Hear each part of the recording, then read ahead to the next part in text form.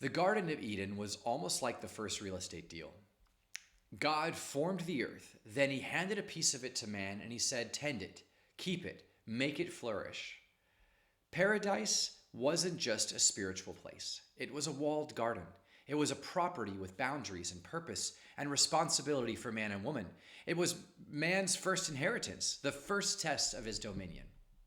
God created the world, and he created it as good, but it didn't achieve its built-in potential until people began to work it. And that's the divine partnership. God creates potential, and man cultivates it.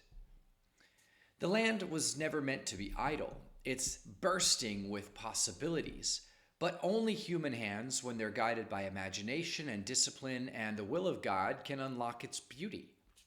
When you work the ground, when you build a home, when you plant a garden, you're doing what Adam and Eve were made to do. You're turning chaos into order. You're turning wilderness into beauty. And that isn't just labor. That's a deep kind of worship. It's the image of God expressed through your own work. A cultivated garden says something about its owner. Order in the land reveals order in the soul, at least in one key area. When you drive past a well-kept home with trimmed hedges and healthy trees, you don't assume laziness caused that. You sense a sense of mastery. You recognize that someone who has control over the stewardships of his life caused that. Visible order, at least to some extent, is a proof of some kind of invisible virtue. Because when you bring order out of chaos, you're really bringing order to your own life.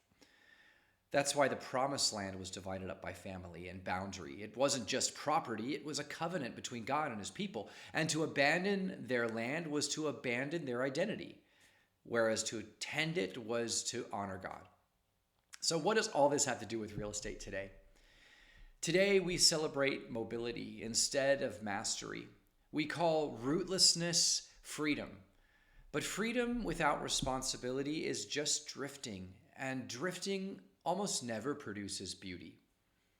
On the other hand, when you buy land and when you fence it, when you plant it, when you care for it, it's almost like you're reclaiming the Garden of Eden. You're saying, here, I will turn chaos into order.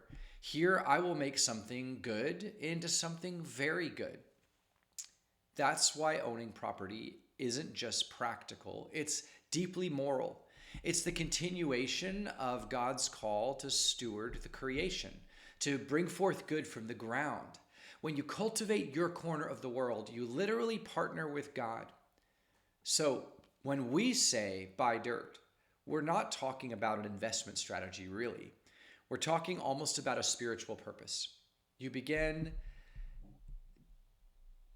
to order the stewardships in your life, and slowly you begin to reclaim paradise.